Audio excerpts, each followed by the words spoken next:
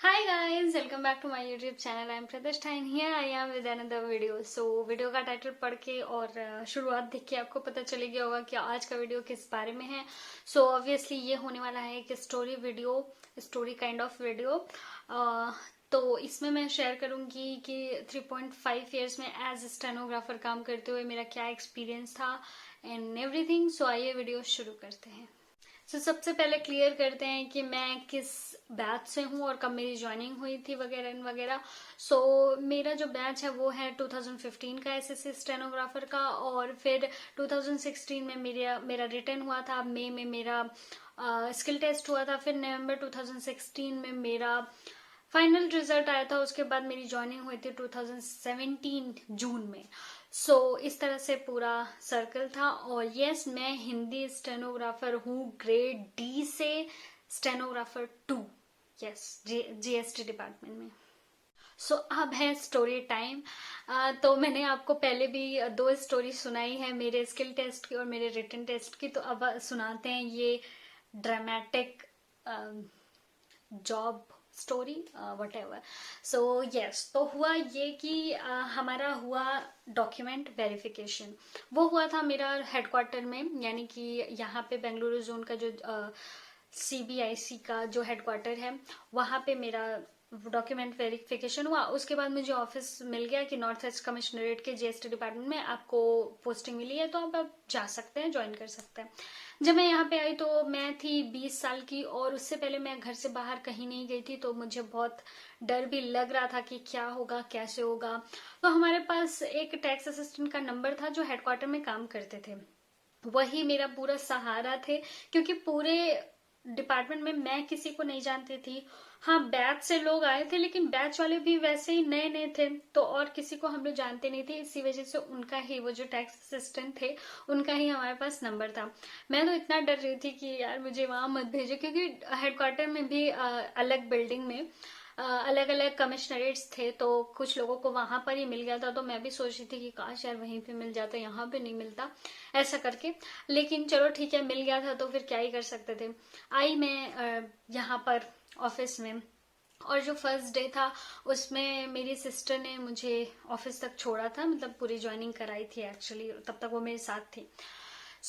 हुआ ये कि जब हम लोग गए वहां पे ऑफिस में, तो मैं तो एकदम डर रही थी. बड़े बड़े सारे लोग थे, मैं बहुत छोटी सी थी, और मेरी हाइट भी कम है, और मैं बहुत दुबली पतली थी, तो और भी छोटी लगती थी.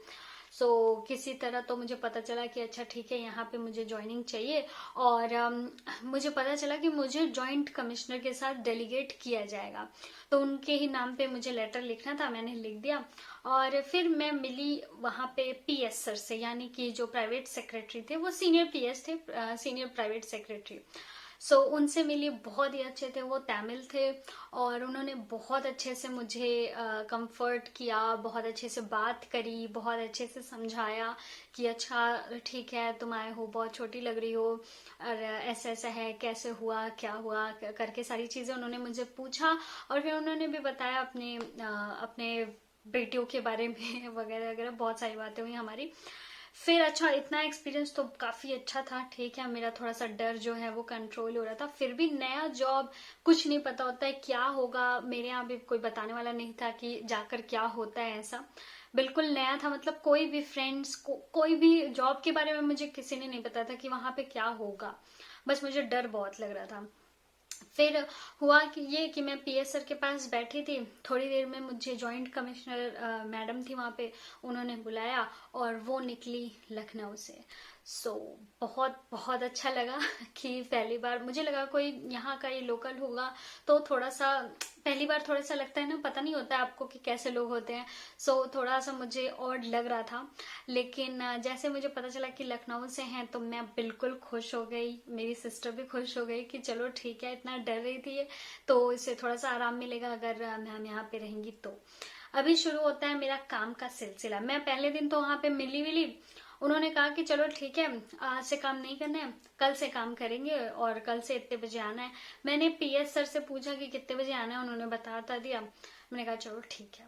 नेक्स्ट डे से जब मैं ऑफिस गई, तो हुआ ये कि पहले मैं पीएस सर के पास बैठी रहती थी, मतलब मैं अपनी सीट पे नहीं बैठती थी, उनके सामने वाली सीट पे बैठती थी, क्योंकि मुझे इतना पता नहीं था कि मुझे उसी सीट पे बैठना है क्या, या पता नहीं उस पे कौन बैठता है, क्या होता है, कुछ मुझे पता नहीं था। तो मैं उनके सामने वाली सीट पे बैठती थी और मैं बुक लेकर जाती थी, क्योंकि मुझे वहां पे काम रहता ही नहीं था, इतना लंबा दिन होता था। मैं बुक्स लेकर जाती थी और वहां पे पढ़ती रहती थी। फिर पीएस सर ने मुझे बोला था कि आप लोगों को, अगर आप हिंदी स्टेनो हैं तो आपको इंग्लिश स्टेनो भी सीखनी पड़ेगी और मैं आपको सिखा सकता हूँ। मैंने कहा चलो ठीक है, सिखा दीजिएगा। लेकिन उनको इतना टाइम मिलता नहीं था, क्योंकि कमिश्नर सर थे तो उनके साथ काम करते थे, इस वजह से उनको थोड़ा सा टाइम नहीं मिलता था। इसलिए मैं यूट्यूब चलाकर और थोड़ा थोड़ा इंग्लिश लिखती थी। तो अगर आपको पता होगा, अगर आप दोनों सीखिए तो आपको पता चलेगा कि हिंदी और इंग्लिश का स्टेनो लगभग सेम होता है, मतलब क्योंकि जो वर्डमाला होती है वो एक्चुअली हिंदी से बनी हुई होती है। तो अगर आप फिर उसके बाद इंग्लिश सीखते हैं तो आप आराम से सीख सकते हैं। सो कुछ दिन मैंने ऐसे किया, मैंने थोड़ा बहुत सीखा। उसके बाद मैंने जो पीएस सर थे वो मुझे कुछ काम तो देते नहीं थे, बहुत कम काम बताते थे। तो मैंने उनसे पूछना शुरू किया, मैं उनसे बहुत क्वेश्चन पूछती थी। सर ये क्या होता है, ऐसे क्या होता है, ऑफिस में कौन होता है, ऑफिसर्स कौन हैं, कहाँ से हैं, कौन इंस्पेक्टर होता है, इंस्पेक्टर क्या काम करते हैं, टैक्स असिस्टेंट क्या काम करते हैं, कोई और स्टेनो यहाँ पे क्यों नहीं है। बहुत सारे क्वेश्चन पूछती थी और वो इतने अच्छे थे कि वो मेरे सारे क्वेश्चंस का जवाब देते थे, तो मुझे बहुत जल्दी जल्दी चीजें पता चल गई थी। उससे पहले मुझे कुछ नहीं पता था, क्योंकि और कोई भी बताने वाला मुझे नहीं था। तो जैसे मैं ऑफिस गई तो मुझे वहां पर ही बहुत सारा एक्सपीरियंस हुआ, कैसे सीजीएल से लोग आते हैं, फिर कौन टैक्स असिस्टेंट बनते हैं, कौन इंस्पेक्टर बनते हैं, ये सारी चीजें मुझे वहां जाकर पता चली। IRS होते हैं यहाँ पर ऑफिस में, और ऐसे से असिस्ट करना होता है, ऐसे से काम करना होता है, सारी चीजें वो मुझे बताते थे। मैं पूछती थी जबरदस्ती, तो वो मुझे बताते थे। ऐसे ऐसी चीजें शुरू हुई, और जैसे मैंने बताया कि मैं उनके बगल वाली सीट पे, यानी कि मैं अपनी सीट पे नहीं बैठती थी डर की वजह से, मैं उनके सामने वाली सीट पे बैठती थी।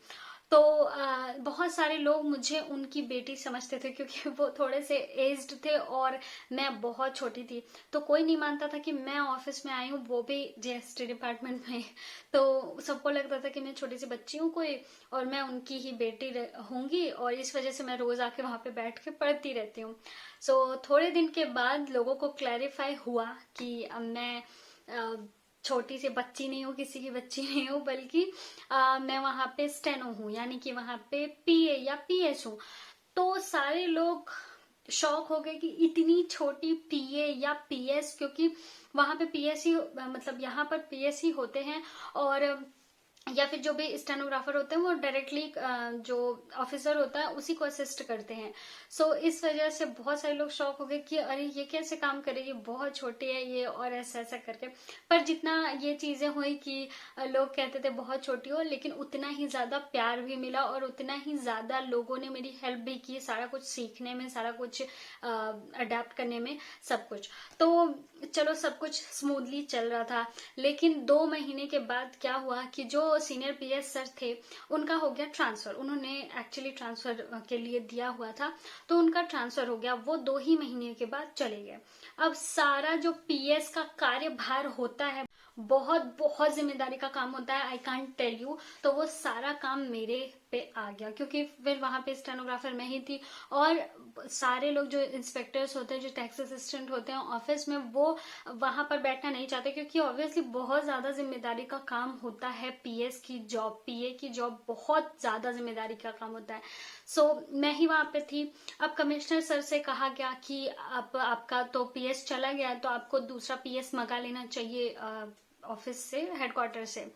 पर वो मुझे जान गए थे, अब 2 महीने में मैंने जॉइंट कमिश्नर के साथ मुझे डेलीगेट किया गया था, तो वो मुझे जान गए थे कि अच्छा ये है, ऐसी है, ऐसा काम करती है। तो उन्होंने मुझे ही अपना पीएस के रूप में रख लिया। उन्होंने मुझे बोला कि मेरा काम तुम ही करोगी, और जेसी के लिए, यानी कि ज्वाइंट कमिश्नर के लिए हम किसी और को रख देंगे। चूंकि उनको मेरा काम पसंद था, तो उन्होंने मुझे एज पीएस अपने पास ज्वाइन करा लिया, यानी कि अपने पास रख लिया। हाँ, लेकिन उस समय मेरी सैलरी चेंज नहीं हुई, और मेरा कागज में नाम चेंज नहीं हुआ कि मैं पीएस बन गई, या फिर मैं ग्रेड 1 हो गई स्टेनो। मैं अभी भी ग्रेड D से स्टेनो 2 ही हूँ, लेकिन मैं काम एज पीएस करती हूँ। तो उन्होंने मुझे रख लिया। तो ऐसे से शुरू हुआ। फिर उसके बाद क्या हुआ कि 2 महीने बाद वो तो चले गए थे, अभी मैं अकेले हो गई थी। और एक जैसे यानी कि जॉइंट कमिश्नर पहले से ही थे, कमिश्नर पहले से ही थे, और एक और जॉइंट कमिश्नर आ गए, तो अभी हो गए थे 3 ऑफिसर्स, और 3 ऑफिसर्स को असिस्ट करना वाज वेरी वेरी डिफिकल्ट। तो मेरे पास बहुत ज्यादा काम हो गया था, हैंडल नहीं हो रहा था। तो कमिश्नर सर ने क्या कहा कि मैं एक हेल्पिंग हैंड तुम्हें दे देता हूँ, और एक टैक्स असिस्टेंट को मेरे साथ वहीं पर ही मेरे ही रूम में पोस्ट कर दिया ताकि वो मेरा हेल्प करा सके। सो ठीक है, वो हेल्प कराने लगा मेरा, तो मेरा थोड़ा सा काम नॉर्मल हो गया। लेकिन मुझे कमिश्नर सर ने कभी भी ये नहीं कहा कि मतलब पीएस कोई आएगा, मतलब उन्होंने मुझे ही पीएस मान लिया, और सारे जितने पीएस के काम होते हैं, एवरीथिंग ए टू जी, जितने भी पीएस के काम होते हैं वो सारा कुछ मेरे हिस्से में दे दिया, मुझे करना था। तो ऑब्वियसली मैं छोटी थी और तुरंत ही मेरी ज्वाइनिंग हुई थी 2 महीने पहले, तो मुझे धीरे धीरे सीखना पड़ा। लेकिन ऑफिसर्स इतने ज्यादा अच्छे थे हमारे, यानी कि जॉइंट कमिश्नर और कमिश्नर दोनों ही बहुत बहुत अच्छे थे, कि उन्होंने ऐसा कहा था कि अगर तुम्हें कोई काम नहीं समझ में आ रहा है तो तुम्हें पूरे ऑफिस में किसी से पूछने की जरूरत नहीं है, हमसे डायरेक्टली पूछो। तो यू वोंट बिलीव कि अगर मुझे छोटा सा कोई फाइल का काम नहीं समझ में आता था तो मैं डायरेक्टली उन लोगों को फोन करके पूछती थी, या फिर उनके पास चले जाकर मैं पूछती थी कि सर ये कैसे कैसे होगा, इसका मतलब क्या है। सो वो लोग बहुत अच्छे से, बहुत पोलाइटली मुझे बताते थे और मुझे काम सिखाते थे। तो आई वॉज रियली रियली लकी कि मुझे ऐसे ऑफिसर्स मिले, मुझे ऐसा पोस्टिंग मिला, मुझे ऐसा ऑफिस मिला। So I was really really happy and lucky at the same time. तो अब बात करते हैं कि पहला मेरा काम क्या था, कि मतलब कैसे काम शुरू होता है स्टेनोग्राफर का, क्या क्या काम होते हैं बेसिकली। तो जब मैं जॉइंट कमिश्नर से अटैच्ड हुई थी, यानी कि मुझे डेलीगेट किया गया था जॉइंट कमिश्नर के साथ, तो मेरा शुरुआत में ये मुझे काम सिखाया गया था कि आपको सारे फाइल्स का मूवमेंट देखना है। पहले फिजिकल फाइल आती थी, तो फिजिकल फाइल आई, कौन से सेक्शन से आई, कौन सी वो फाइल है पर्टिकुलर, क्योंकि बहुत सारे फाइल्स आते थे सर के पास, मैडम के पास। तो वो देखना होता था और उसका एंट्री करना होता था, अपने पास रखना होता था। जब सर या मैडम उसको साइन करके वापस भेज दे, फिर से उसको एंट्री मतलब आउट करके उसको सेक्शन में भेजना होता था। तो ऐसा कई बार हो जाता था कि कभी कभी जो हवलदार आते हैं फाइल ले जाने के लिए, उनसे वो कहीं और सेक्शन में फाइल दे देते हैं, तो कभी कभी फाइल गुम भी हो जाती है, उसका भी अलग ही स्ट्रेस होता है। लेकिन ये सारी चीजों के बीच में बहुत कुछ सीखने के लिए भी था ऑब्वियसली। तो यहाँ से मेरा काम शुरू हुआ था, मुझे फाइल मूवमेंट का पहले काम दिया गया। फिर धीरे धीरे मैम ने जब काम सिखाना और कमिश्नर सर ने मुझे काम सिखाना शुरू किया, तो 2-3 लेटर टाइप करने को, जैसे कि डिपार्टमेंट के जो लेटर होते हैं, जो मैम अपने नाम से यानी जॉइंट कमिश्नर अपने नाम से लिखना चाहता है, वो आपसे टाइप करवाता है और फिर अपना उसको ड्राफ्ट करवाता है। पहले उसमें कुछ करेक्शन है तो करता है, नहीं तो सिग्नेचर करता है, फिर आपको उसको सर्कुलेट करना होता है। सो बेसिकली फिर ये काम शुरू हुआ, यानी कि आपको लेटर लिखना होगा और वो सारी चीजें सर मैडम बोलेंगे आपको कि ये चीजें लिखो, तो आपको लिखना पड़ेगा। तो वहीं पे शॉर्ट हैंड का काम आता है, लेकिन मैंने कभी शॉर्ट हैंड लिखा नहीं, क्योंकि जब पहली बार मैं लिखने गई, जब मैम ने मुझे बुलाया कि अच्छा ठीक है तुम शॉर्ट हैंड में लिखो, मैं बोल रही हूँ, तो उन्होंने जो बोला वो ऑब्वियसली उनको भी लेटर सोचने में थोड़ा सा टाइम लगता है, तो वो भी सोच सोच के बोल रही थी, तो मैंने शॉर्ट हैंड में नहीं लिखा, मैंने डायरेक्टली इंग्लिश में ही लिखा था जैसा उन्होंने बोला।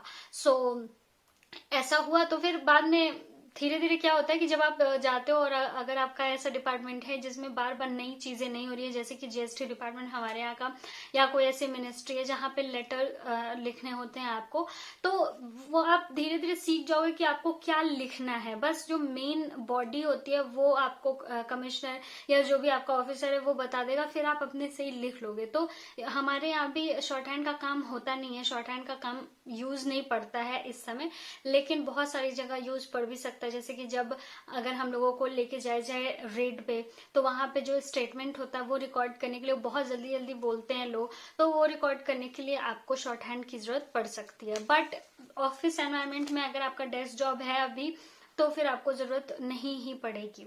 और अगर वो तुरंत ही आपको लेटर लिखवा भी रहे हैं तो उनको सोचने का समय चाहिए कि मतलब उनको क्या लिखवाना है, तो उसमें भी वो थोड़ा सा धीरे धीरे बोलते हैं, तो आप आराम से हिंदी या इंग्लिश में लिख सकते हो।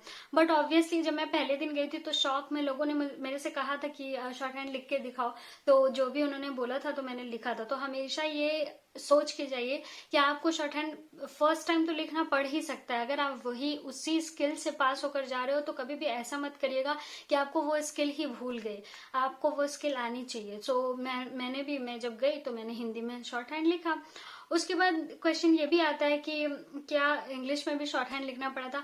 तो नहीं, लिखना तो नहीं पड़ा था, लेकिन जो पहले पीएस सर थे उन्होंने मुझे बोला था कि आपको इंग्लिश भी सीखना पड़ेगा। तो मैंने अपने से यूट्यूब से इंग्लिश का भी शॉर्ट हैंड सीखा था, क्योंकि अगर आप एक शॉर्ट हैंड सीख लेते हो तो दूसरा शॉर्ट हैंड आपको सीखने में बहुत इजी हो जाता है। तो मैंने इस तरह से सीखा था, ऐसे मेरा काम शुरू हुआ था।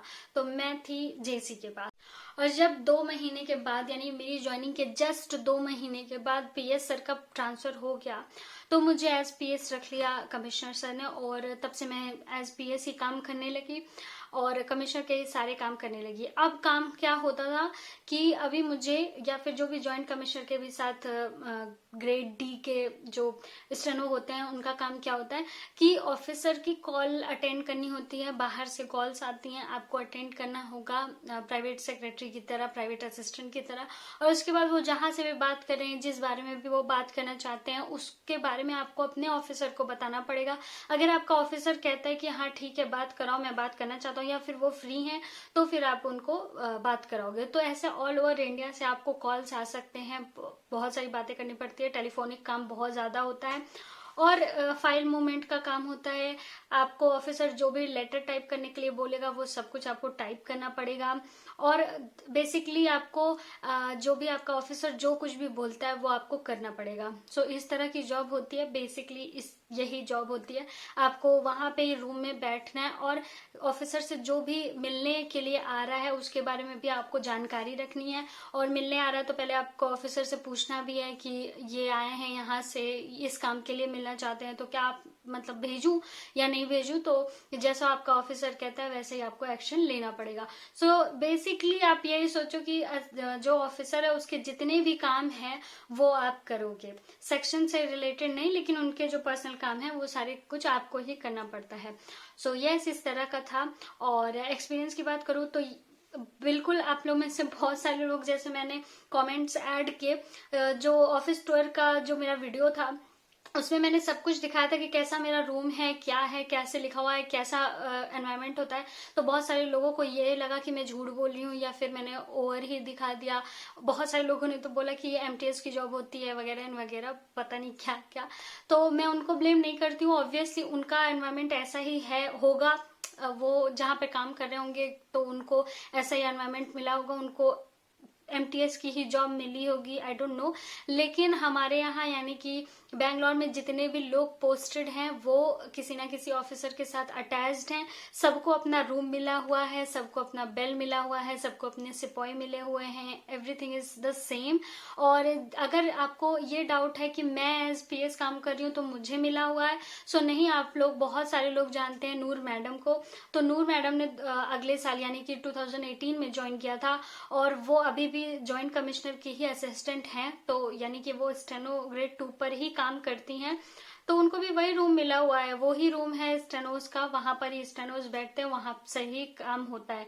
और वैसे ही बेल मिलती है सबको, वैसे ही सिपाही मिलते हैं सबको, सिपाही आते हैं आपका हेल्प कराते हैं सारी चीजों में, तो सेम होता है। मैं उनको ब्लेम नहीं करती हूँ जो लोग ये समझ रहे थे कि ये सब कुछ गलत है, झूठ है, क्योंकि बहुत सारे लोग ऐसे होते हैं कि उनको जब आप स्टेनो की तरह ज्वाइन करते हो तो आपको स्टेनो का काम नहीं दिया जाता है, बल्कि आपको सेक्शन में डाल दिया जाता है, क्योंकि स्टेनो का काम बहुत ही ज्यादा जिम्मेदारी का होता है। जब आप जॉब ज्वाइन करोगे तब आपको पता चलेगा कि आपको इतने सारे लोगों से बात करनी है, आपको इतना सारा फाइल देखना है, आपको बहुत ज्यादा जानकारी होनी चाहिए।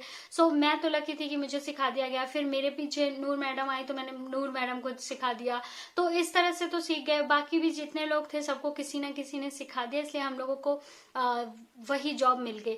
लेकिन कई बार ऐसा होता है कि जिस भी डिपार्टमेंट में आप जाते हो, अगर वहां पे स्टेनो ज्यादा है या फिर पीएस अपना काम कर लेते हैं तो आपको सेक्शन में डाल सकते हैं। तो सेक्शन में आपको जैसा इंस्पेक्टर काम करते हैं वैसा ही काम करने को मिलेगा, या फिर हो सकता है किसी को एमटीएस की ही तरह काम करना पड़ रहा हो, आई डोंट नो। लेकिन जो मेन स्टेनो का काम होता है, आप चाहे गूगल करो, चाहे हैंडबुक में पढ़ो, चाहे कहीं भी पढ़ो, तो स्टेनो का काम वही होता है जो मैं दिखा रही हूँ। सो आपको ये बात समझना पड़ेगा कि मुझे ये चीज मिली है, मैं दिखा सकती हूँ, इसलिए मैं दिखा रही हूँ। अगर मैं स्टेनोग्राफर होती और स्टेनोग्राफर होने के बाद मैं कुछ और जॉब कर रही होती तो मैं कैसे दिखा सकती थी? ऑब्वियसली मैं तभी दिखा रही हूँ जब मैं स्टेनोग्राफर का ही काम कर रही हूँ, मतलब कि जो एग्जैक्टली स्टेनोग्राफर का काम होता है, मतलब कि ऑफिसर को असिस्ट करना, रूम में बैठना, सारे विजिटर्स को मैनेज करना, सारी कॉल्स मैनेज करना, सारे फाइल्स मैनेज करना, ये सब हमारा काम होता है और मैं यही सारा काम करती हूँ। सो मैं दिखाती हूँ। सो आई डोंट नो इसमें क्या गलत है। अगर आप लोग को, मैंने तो पूरा एड्रेस आपको दिखाया है अपने ऑफिस का, आप तो ऑफिस आकर भी पता कर सकते हो अगर किसी को भी डाउट है तो। अगर आप लोगों को डाउट है तो इंस्टाग्राम पे मुझे फॉलो कीजिए, मैं आए दिन डालती रहती हूँ अपने ऑफिस का, अपने रूम का, अपने चिट चैट जो भी हम करते रहते हैं उसका स्टोरीज डालती रहती हूँ, तो आप वहां पे भी देख सकते हैं। बेसिकली मुझे किसी को प्रूफ नहीं करना है, क्योंकि धीरे धीरे जब आप लोग सारे लोग ज्वाइन करोगे तो आप लोगों को पता चल ही जाएगा कि कैसा क्या काम होता है, किस तरह का काम होता है स्टेनो का। लेकिन फिर भी आपको थोड़ा सा कॉमन सेंस यूज करना चाहिए। मेरे भी काफी फ्रेंड्स हैं जो सेक्शन में काम करते हैं, मतलब कि एज पीए काम नहीं करते, सेक्शन में काम करते हैं, बट उनको इतना दिमाग है कि स्टेनो का असली काम क्या होता है और कैसा होता है। तो आई होप कि अभी आपको समझ में आया होगा कि स्टेनो का रियल काम यही होता है कि आपको एक ऑफिसर के साथ अटैच कर दिया जाता है, आपको एक अपना रूम मिलेगा, अपना कैबिन मिलेगा। अगर आपको ऑफिसर के साथ अटैच किया जा रहा है तो आपको अपना एक कैबिन मिलेगा, आप वहां से बैठ के सारे काम कर सकते हो, आपको एक सिस्टम मिलता है और आपको एक असिस्टेंट यानी कि सिपाही भी मिलता है, क्योंकि आप बार बार उठ के फाइल्स को इधर उधर नहीं करोगे, तो आप अपनी जगह पे बैठे रहोगे, आप बेल बजाओगे या फिर जैसे भी आपको बुलाना है तो आप बुलाओगे, और सिपाही जो होते हैं या फिर जो भी आपका हेल्प करने के लिए होते हैं वो फाइल्स को लेकर जाते हैं और ऑफिसर को देते हैं, फिर ऑफिसर से आपके पास लेकर आते हैं, ये सारे काम करते हैं। तो बेसिकली यही होता है। सो ये था मेरा पूरा एक्सपीरियंस और अभी तक का बहुत बहुत अच्छा एक्सपीरियंस था। जैसा मैंने बताया कि मैं बहुत लकी थी कि खुद कमिश्नर सर या फिर खुद जॉइंट कमिश्नर मुझे बहुत मानते भी थे और बहुत ज्यादा सपोर्ट भी करते थे, अभी भी करते हैं। और कुछ भी मुझे पूछना होता तो मैं डायरेक्टली उनसे ही पूछती हूँ, वो एक बॉन्ड बन जाता है, तो वो बॉन्ड बन गया था। और यस ये था पूरा वीडियो। बहुत बड़ा हो गया होगा वीडियो क्योंकि पूरा सब कुछ बताना था मुझे, और मैं स्पेसिफिक भी वीडियोस बना दूंगी एक एक करके कि क्या क्या एग्जैक्टली काम होते हैं, क्या क्या चीजें होती हैं, एवरीथिंग। लेकिन ये था मेरे एक्सपीरियंस पे कि मैंने ऐसे ऐसे किया और ऐसे ऐसे मैं पीएस स्टेनोग्राफर से मैं ऐसे ऐसे पीएस बनी और ऐसे ऐसे मैंने काम सीखा और आज तक ऐसे ही मैं काम कर रही हूँ। सो यस, आई होप कि आपको ये वीडियो अच्छा लगा हो, और अगर अच्छा लगा है तो लाइक का बटन दबाइए। And all the very best for your examination. और आई होप कि आप बहुत मोटिवेटेड हुए होंगे, क्योंकि काफी अच्छी जॉब है। और पहली बात तो ये भी मैं बोलना चाहती हूँ कि ये आपकी रोजी रोटी है। बहुत सारे लोग जो बोल रहे थे कि एमटीएस की जॉब होती है, क्या कर रही हो यहाँ पे, ये करो वो करो। सो जिनको जॉब नहीं मिली है आप उनसे पूछिए कि वो कितने परेशान है इसी जॉब को लेने के लिए, और आपको मिली है तो आप उसको गाली दे रहे हैं या फिर आप उसको पता नहीं क्या करें, मतलब नीचे स्तर तक गिरा रहे हैं। तो मुझे तो मेरी जॉब बहुत पसंद है, बहुत अच्छी है, बहुत अच्छा ऑफिस है, बहुत अच्छे ऑफिसर्स हैं, बहुत अच्छा एक्सपीरियंस है। सो आई लव दिस जॉब। और यस, इससे आगे अगर बढ़ना होगा तो ऑब्वियसली बढ़ूंगी, लेकिन ये भी जॉब जो मुझे मिली है by luck, by God grace, so I love this job. So yes, आप लोगों को भी अपना जो रोजी रोटी है उसकी रिस्पेक्ट करनी चाहिए। जिसके पास नहीं है आपको उससे पूछना चाहिए कि उसको कैसा लगता है। So yes, this was the video. I hope you like it. Okay, so मिलते हैं नए वीडियो में, तब तक के लिए नमस्कार।